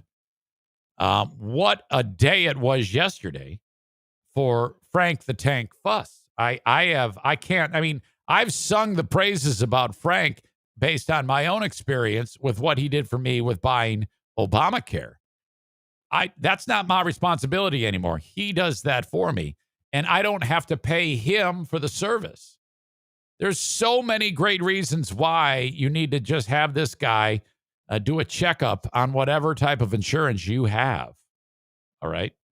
And one of the biggest reasons is because it's free. Okay. He gets paid by insurance companies. He doesn't get paid by you. So do it. Check him out. 616-914-4070. Call or text. Say, hey, Zane sent me. Help me. What do I do? That's all you got to say. He'll take care of the rest.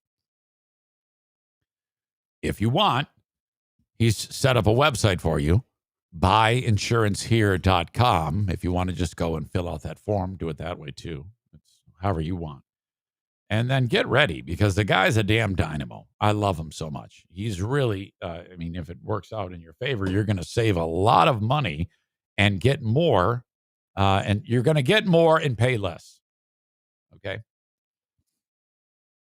In some cases, like I had a bronze level Obamacare policy, and it was garbage. In that case, I upgraded to a silver, but I didn't pay that much more. Okay, for the silver plan. But my deductible on the bronze, I'm not kidding you, total out of pocket for a family plan was like $16,000. That's incredible. That's horrible. It's the worst. I think now it's $850 a year total out of pocket. And I'm paying not that much more than what I paid for the bronze. So that was a good move. It worked out great. All right. Anyway, reach out to Frank, buyinsurancehere.com, or text or call 616-914-4070. FullHouseComedy.com. Shows going on this week. Go to the website, FullHouseComedy.com. Click here where it says upcoming events, and then click on any one of the dates shown and get tickets for these shows. Rodney Norman, tomorrow at the Park Theater in Holland, Michigan. And then Friday, Rockford Lanes, Rodney Norman. Saturday, Back Alley Comedy Club in Muskegon. Get tickets for a comedy show. Take your better half. Take your friends. Bring a group. Get some tickets. Have a drink. Laugh. Whatever it is you do. Go out to eat beforehand. Have a great time. FullHouseComedy.com. That's where you go. Okay. I put in the text that accompanies the live stream Spanx, Tesla, Meathead, and the Mr. 10 video. Now, I've covered Meathead. I've covered the Mr. 10 video. Why in the world would it say Spanx, and what are Spanx? It's crazy, because not that long ago on the show, I think I actually mentioned that, and it was Sarah Rookruck Roosh who said, yeah, those are called Spanx. And I guess I didn't really know what Spanx were. It isn't often that I sit down and say, hey, I'm going to do my podcast today, and some of my content is going to be about a lady and her underwear company. But this is fucking awesome. Okay. Lady's name is Sarah Blakely. For 21 years, she's been the big swinging dick at a company called Spanx. Okay. She's got about 100 employees that help her make the product, market the product, get the product out to consumers.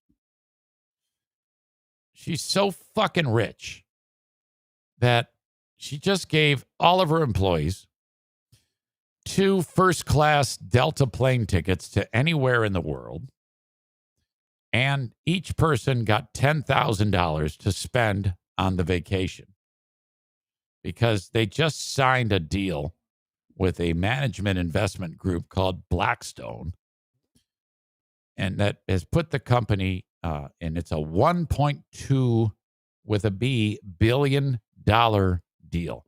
$1.2 billion deal.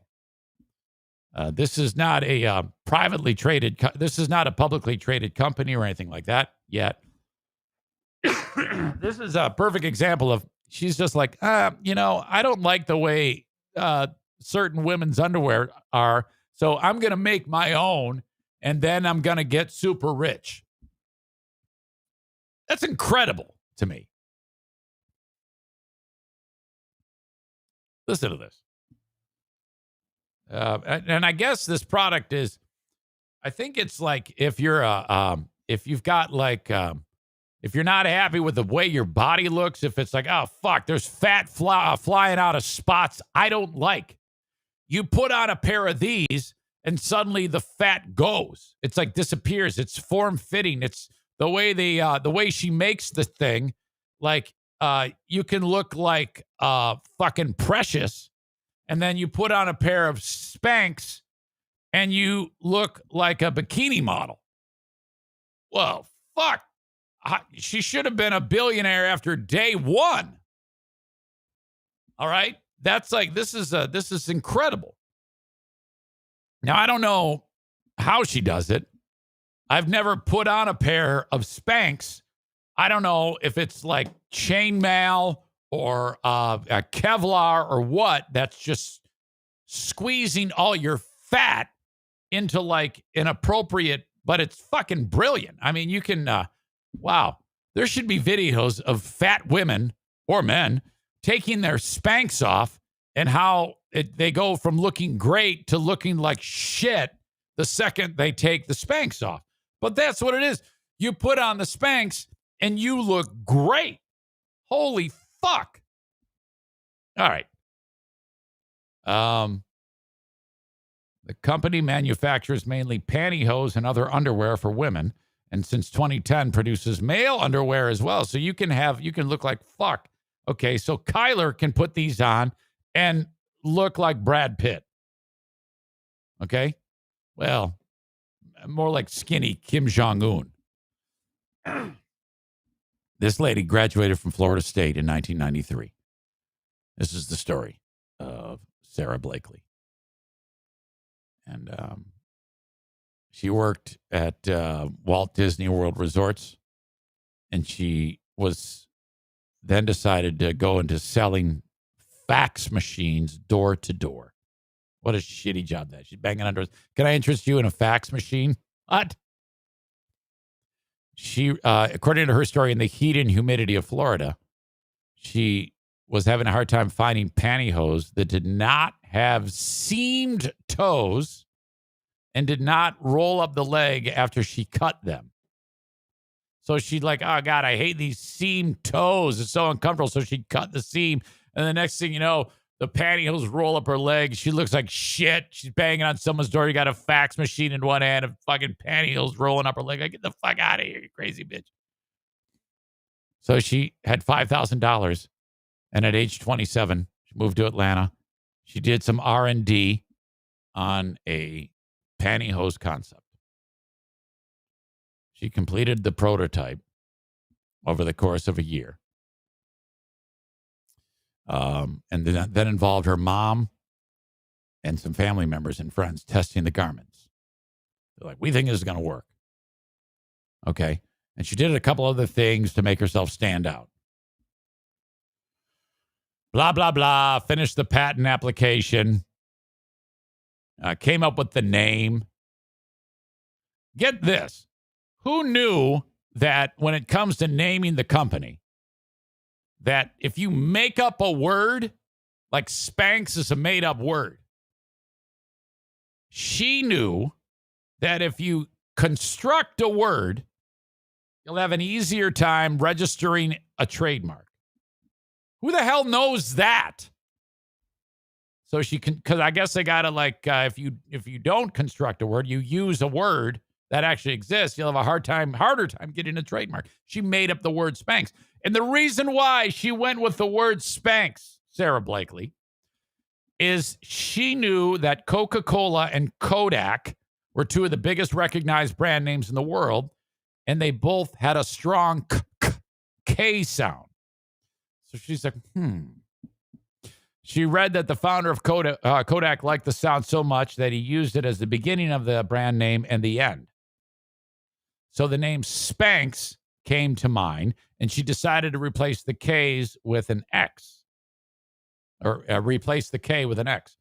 So there you go. Because if she would have used SPANKS, that's a real word, it would have had a harder time getting the trademark. So she made it an X. Boom! She bought her trademark for $150 on a credit card. She launched it from her apartment, undertaking all calls and marketing it herself. Her boyfriend resigned from his job, helped her run the business. Then she got in front of folks at Neiman Marcus. She wanted to sell the shit at the store. And they're like, who the fuck are you? All right, we'll give you a meeting. You got 5 minutes. She walks in. She goes into the meeting. And she's like, hey, how you doing? And she looks like shit. And they're like, oh, God, you look like shit. And she's like, yeah, hang on. Can I use the bathroom? And they go, yeah, sure. Go ahead. She goes in the bathroom. She got the Spanx with her. This is true. She puts on the Spanx, and she goes from looking like shit great. She comes walking out, and they go, oh, who the fuck are you? And she goes, I'm the same bitch who was selling this shit to you a minute ago. Look at me. I look great. They go, holy fuck, sign us up. So right then, Neiman Marcus signed on. And then Bloomingdale's, Saks, and a couple other stores soon followed, and then that was it. Their tagline is, don't look like shit. Wear Spanx. That's a lie. They did not do that. But holy fuck, man. $1.2 billion. Fuck. That is incredible. While we're at it, Tesla just became the third? No. There's a handful of other companies that have had this happen. Tesla eclipsed, damn it, sorry, the $1 trillion mark. $1 trillion. Their shares spiked, closed Monday at $1,025 a share. Oh.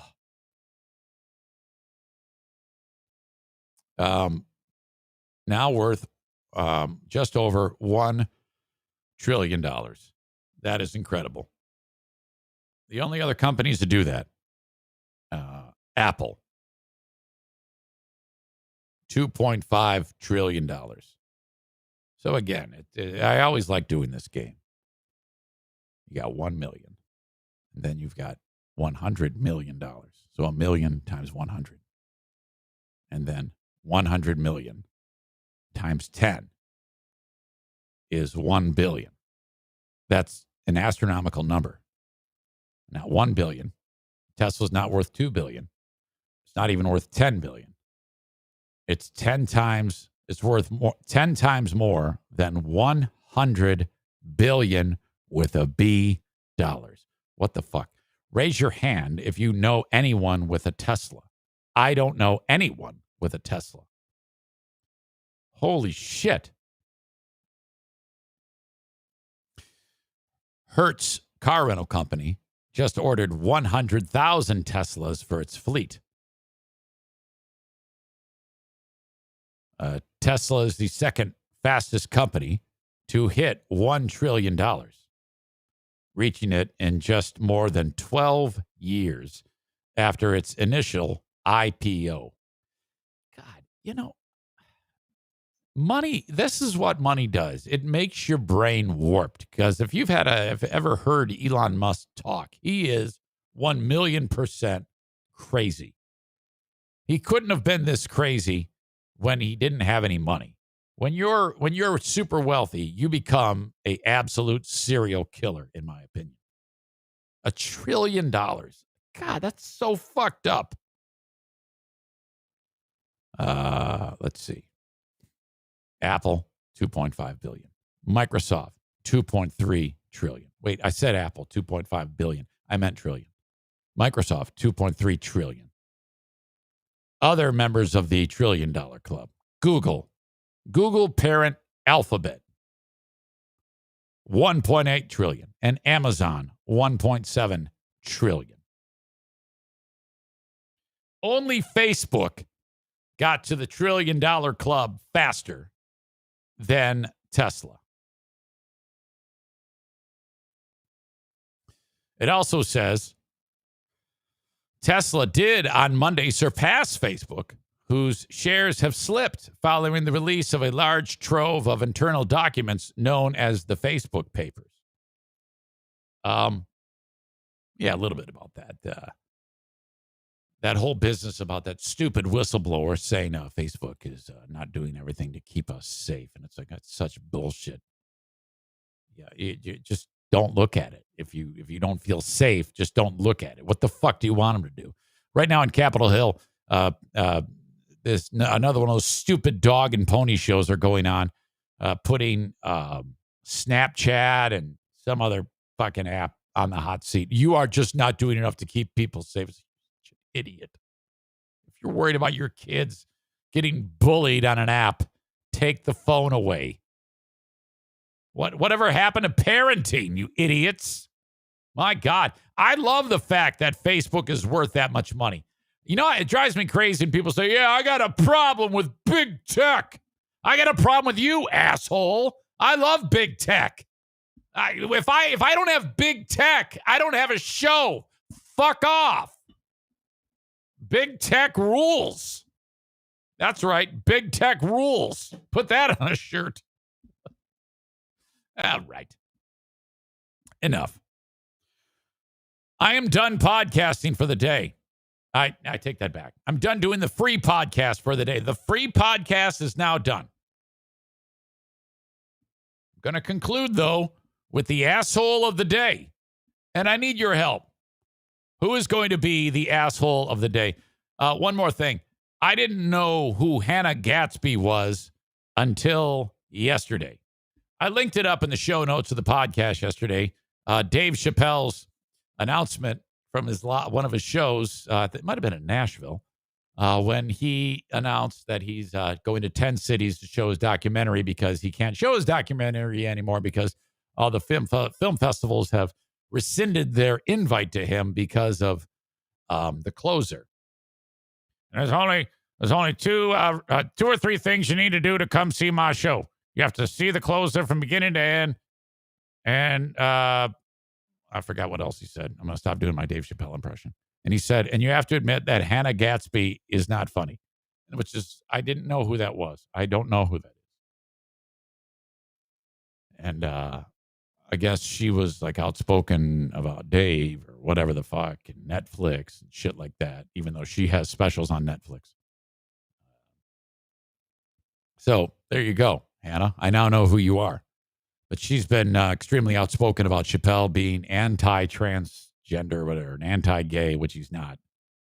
And she, oh, fuck.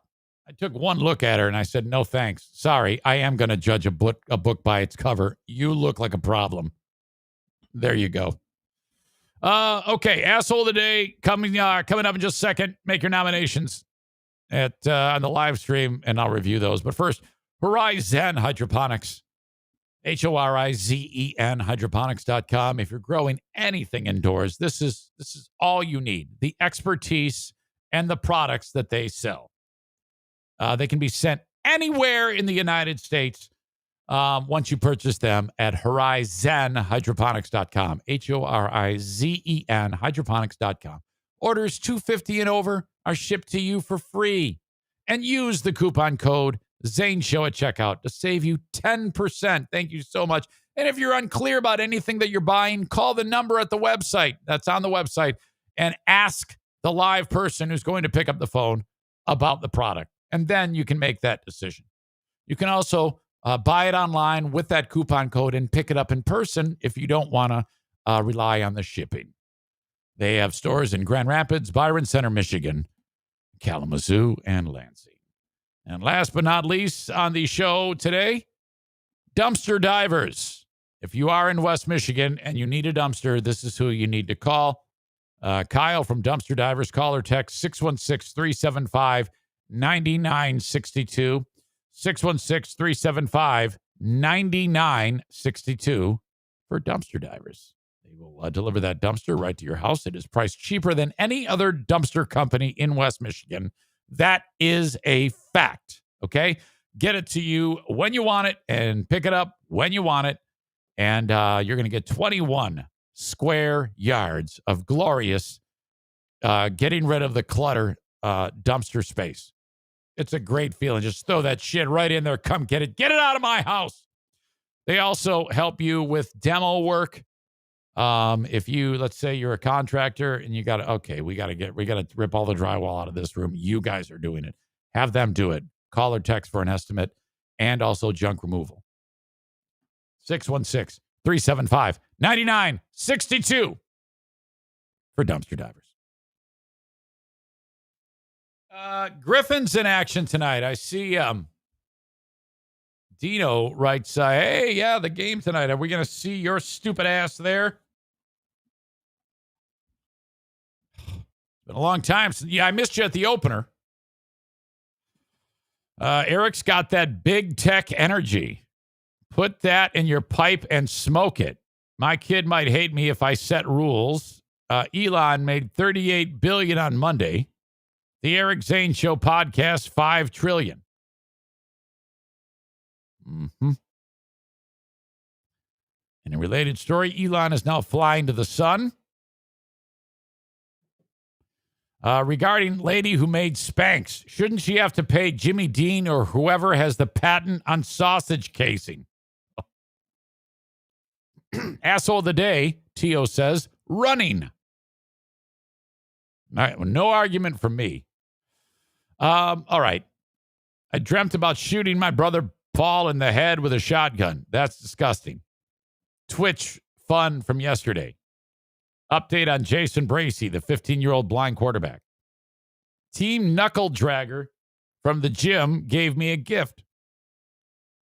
Drama with the NFK. Good news regarding his Medicare. And an Alec Baldwin update. Dear Meathead. Tesla and Spanx. I didn't even get to the substitute teacher sex story. I don't really have anybody off the top of my head, according to this list, that is an asshole.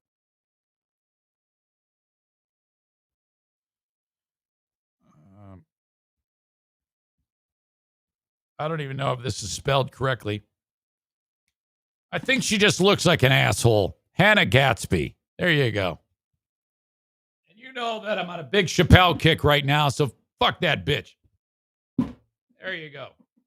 That is your asshole of the day. Just because. I'm going to go pee, and then we're going to go, and then I'm going to come back and join you on Twitch. Check it out with me. Twitch.com/Eric Zane Live. Go there right now and follow the page. And I'll be joining you momentarily. Okay? That's it. Thanks for joining me on this one. Till next time, thank you. Bye-bye.